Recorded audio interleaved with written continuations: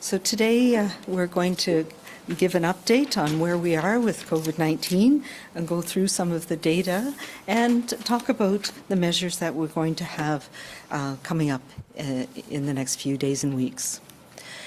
And where we are today should be no surprise to most people.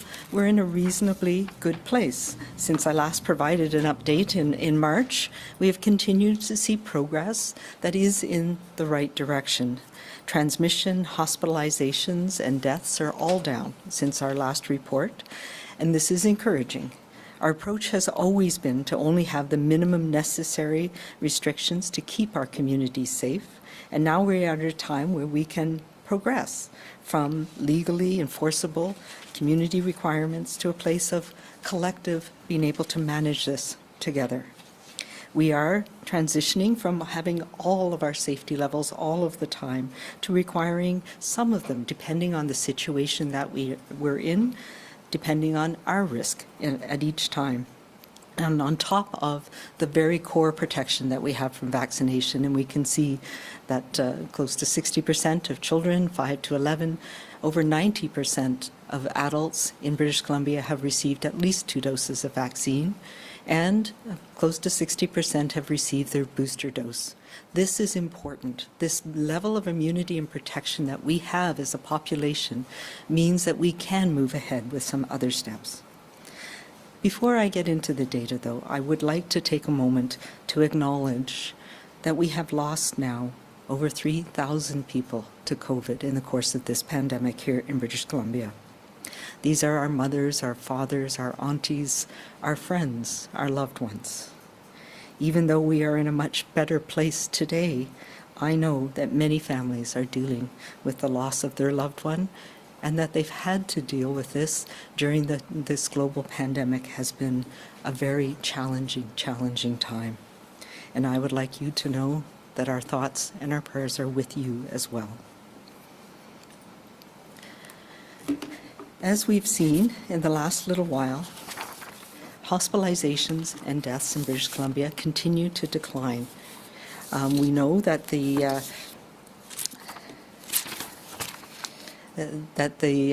cases in green in this slide peaked in early January and have come down steadily. They have leveled off at a relatively low level, and I do need to reflect that this is PCR positive cases. Not everybody who's had COVID. As we know, many people now are using rapid tests and are being able to self-diagnose in the community and take the measures they need without ending up having severe illness and ending up in hospital. So we have been following as well our hospitalizations, and trends over time again are slowly coming down and have been leveling off a little bit, but we need to look a little bit more in depth at who is being hospitalized in our communities across BC. As you know, we moved to reporting hospitalization as a census, so it's everybody who's in hospital with a positive COVID test, and it continues to be that about half of those people are people who are in hospital with an incidental test. So it's not because of COVID that they are in hospital. It is still important to acknowledge that they need to be treated differently in some ways because COVID requires other precautions in hospital.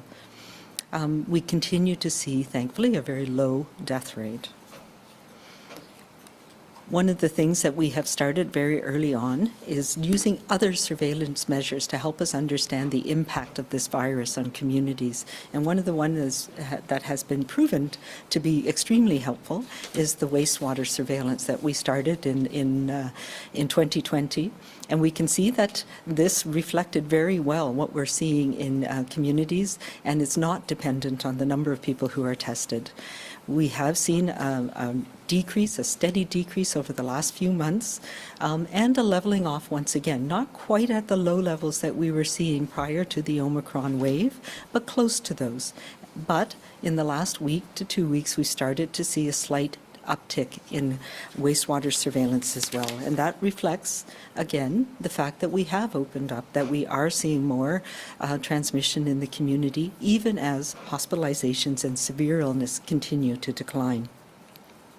One of the other things that we've been watching very carefully from the beginning is using whole genome sequencing to help us understand what strains of the virus are causing illness in our community. And we can see from this that that darker shade of red is the Omicron BA.2.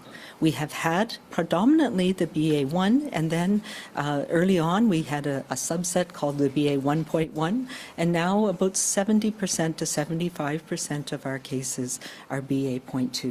That's important because that does help us understand why we're seeing a slight uptick in cases, and it's partly because we see from global data that the BA.2 is more infectious and can spread more easily. It does not seem, however, to cause more severe illness, particularly in people who've been immunized, and so that's an important consideration as well.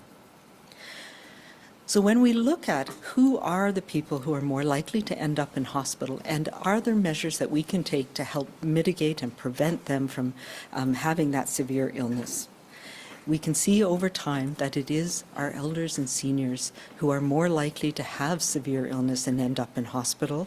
And we see that continues with people over age 80 through this Omicron wave also being more likely to have more severe disease. And that has leveled off and has a slight uptick in the last week. Also, when we look at this, we can see how younger people are less likely to end up in hospital. So if we break this down a little bit further and look at vaccination status, so this helps us understand whether we're seeing breakthrough cases in people who've been immunized, and particularly in people who've received their booster dose or 2 doses of vaccine, whether there's a need for an additional dose. And here in BC, we can see that people who have had their booster dose up to age 70 have very strong protection against severe disease. And this reflects, again, how the timing of the booster dose, the fact that most people received it within the last few months, and that it gives good, strong protection against severe illness across all age groups. And a reminder for those people who have had 2 doses of vaccine, if you've not yet had your booster, it is important. We see it is incredibly important as you get older, and people over age 70, it does give good, strong protection, but we're seeing some waning of that protection in the last few weeks, and particularly in people over age 80 in our communities with that booster dose still have a risk that is higher than every other age group, except for young people who are unvaccinated.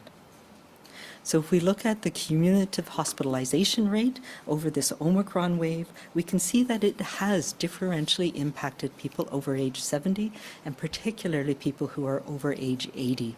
And that's one of the most vulnerable areas that we can make a difference right now. If we look at the age-standardized hospitalization, the need for critical care and death rates, across the board, we see that people who are unvaccinated have a much higher risk of being hospitalized, having severe illness, ending up in critical care, or dying. And that booster dose makes a tremendous difference. And what we call this is age standardized. That means comparing a 50-year-old who's unvaccinated versus a 50-year-old who has 3 doses of vaccine. And that protection that you get from that from 2 or 3 doses of vaccine is apparent across all of the critical care markers. The 2 most important factors that we know, and this bears out again and again, are age and vaccination status. And only one of these we can control. We have no control over our age, but we can control our vaccination status and reduce our risk. And it reduces not only our risk as an individual, but it helps reduce our risk of being infected and transmitting it to others. And on a population basis, that means we have protection in our community from various strains of this variant, from Omicron, and from whatever comes next. If we look at our trajectory over the last little while compared to other jurisdictions, we have been able to flatten our hospitalization curve and draw it out, which is really important. That helps preserve our health care system so that everybody who needs it can access it, and so we can reduce the pressure on healthcare workers in the system. And we see that we have a very similar low rate compared to other international jurisdictions. Also see a slight increase in the last few weeks, not as much as apparent in other jurisdictions in Canada or internationally, but something that we need to pay attention to. I also want to present a little bit of the data on the seroprevalence studies. So we've been doing these and reporting on them regularly since March of 2020. And this helps us understand, using samples of blood from people at different age groups in our community, how many people have antibodies to the virus and antibodies because of vaccination. So there's one antibody called the nucleocapsid protein, and if we have antibodies to that, that means we've been exposed to the virus and have developed the antibodies to that specific part of the virus. So it means you've been infected with the virus. Not everybody who's infected gets sick with it, but you can develop these antibodies, and it's a marker of recent infection because they tend to fade away over time. The second antibody is one called the S protein, and that could be either from being infected with the virus or from vaccination. And what we can see is over this course of the pandemic, particularly in the last month with the Omicron wave that we've had, we now have a very high level of people in our population across the board that have antibodies to both the S protein and some to the nucleocapsid protein. That tells us that there's a level of protection, not perfect because we don't have a marker about how much of the antibody you need, but it does tell us that vaccination and subsequent infection in some people means that we have a high level of potential immunity in our community right now that is different from any other phase that we've been through in this pandemic. When we take that into account and we look at the things that are happening right now with increasing activity, with people traveling more, with the slightly more transmissible variant that we're seeing cause infections, we know that we are likely to see a slight increase over time in the next month to 2 months, and then a gradual decreasing again if we continue to do the things that we're doing, and in particular to make sure that we're keeping up to date with our vaccinations. The other things that we are looking at, and the data I've presented says, what can we do to help reduce this potential for increase in hospitalizations? And that's looking at who is most at risk, and can we provide them with a booster dose that will prevent that from happening? And today we're announcing that that looking at this data, we are going to be offering a spring booster for elders and seniors in British Columbia as the people being most at risk. We know that the older we are, the sooner that antibodies will wane, and the less strong our cell-mediated, those memory cell responses will be. So an extra booster dose right now will provide a rapid increase in antibodies, and we've seen that from data in other countries where this has been used, and will provide that spring protection as we are able to get back to more activities in the community.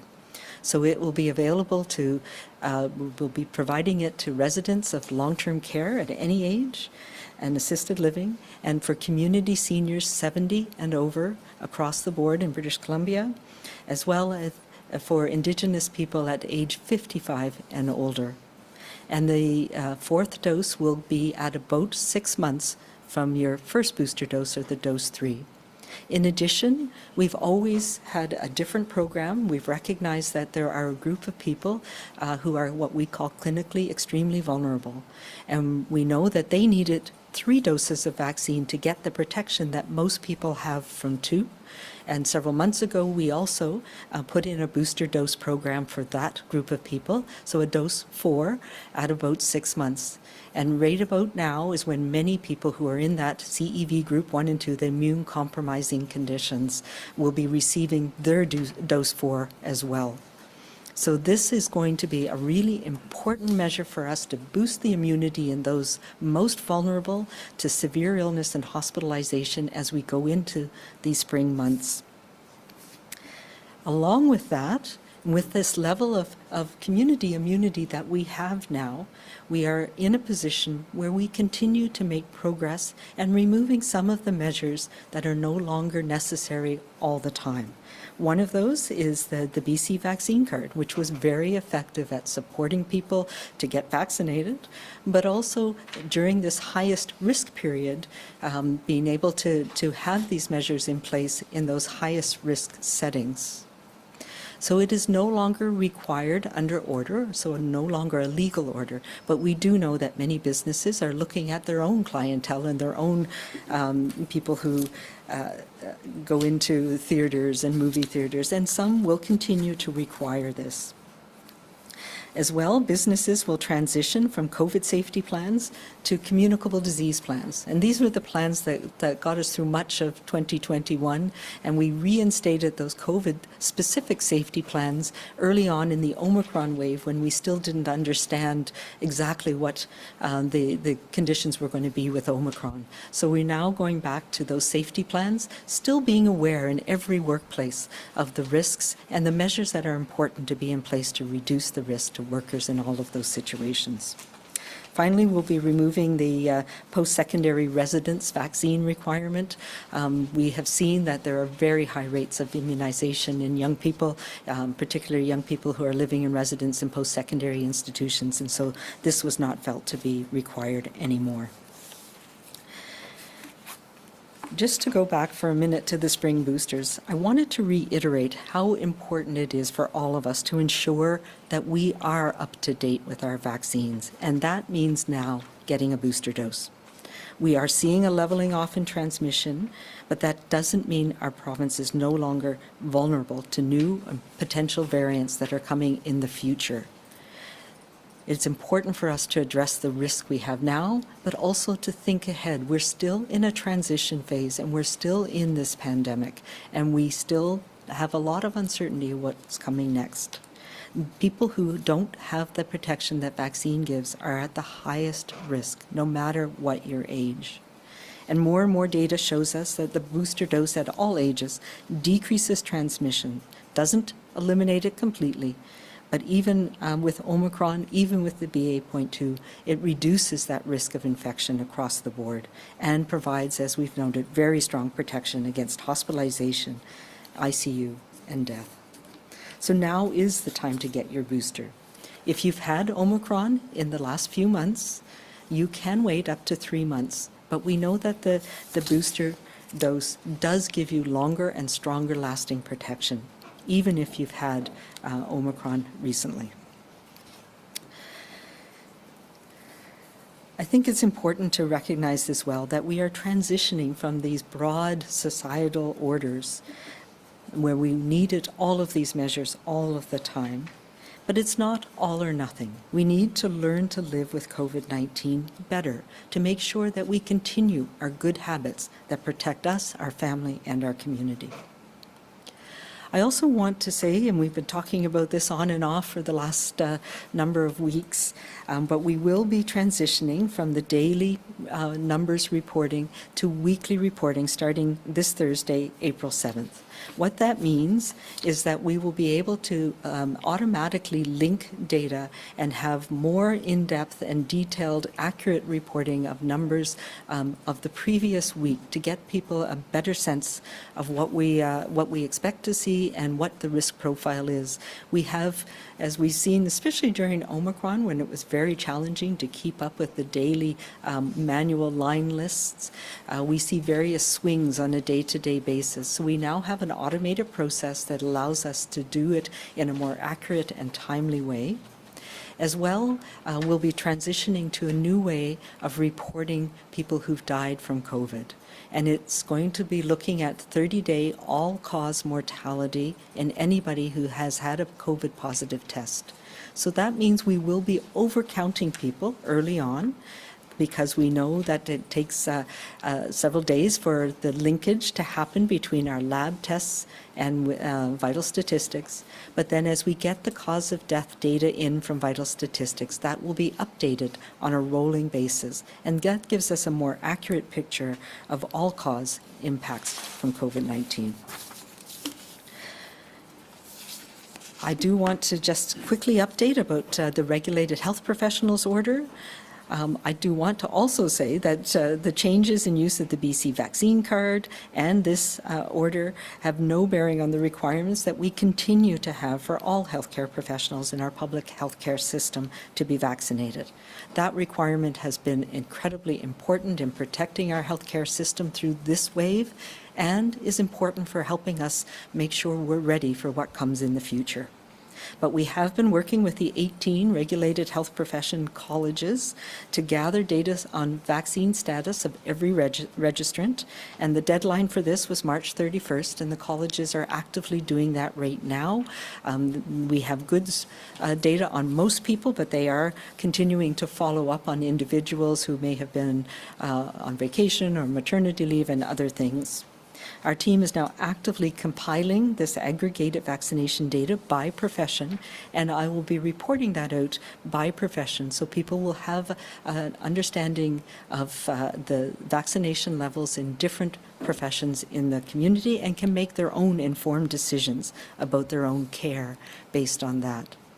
We are also working with the colleges and will be over the next few weeks and months to put in place processes based on risk so that people will have informed consent about whether they want to receive a procedure or a healthcare service from a private practitioner who's vaccinated or not.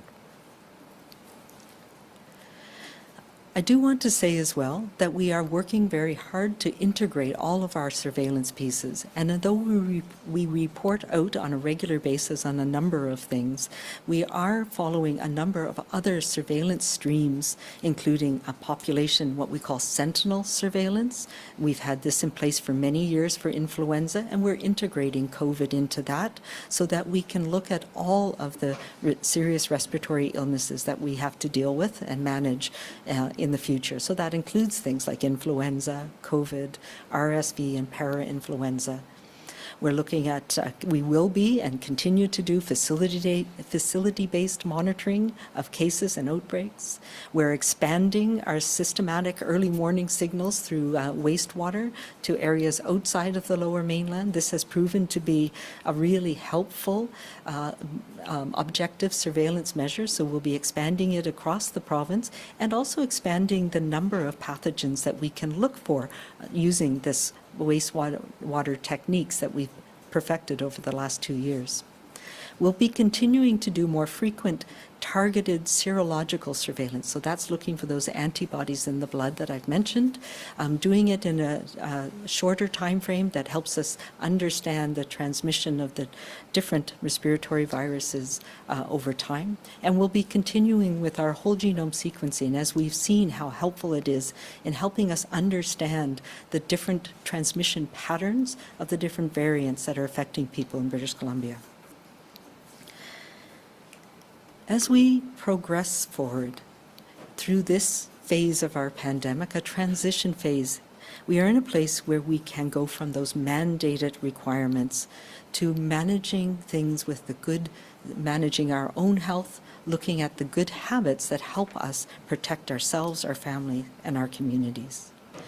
COVID-19 transmission continues, but at a much lower level and with a much higher level of community protection right now. But we know that that will wane over time, so we need to build these habits and these tools in that we have now into our future as well. These good habits include the importance of keeping up to date on our vaccination. And that means right now, a spring booster dose for our elders and seniors in long-term care and in the community. But we will be watching and looking at different variants that arise. What might our future be in terms of next respiratory season, late summer and spring and fall? It may be that we will recommend a booster dose for more people. It may be that we will need another booster dose for those who are most at risk. It means paying attention to how we are feeling and staying home if we're sick, using rapid tests to help us make those decisions about whether it is COVID that's causing our illness or not. It means wearing a mask when we choose, or if somebody asks you to, or if you're entering their home or their business. It's about also knowing our own comfort levels and respecting that of others.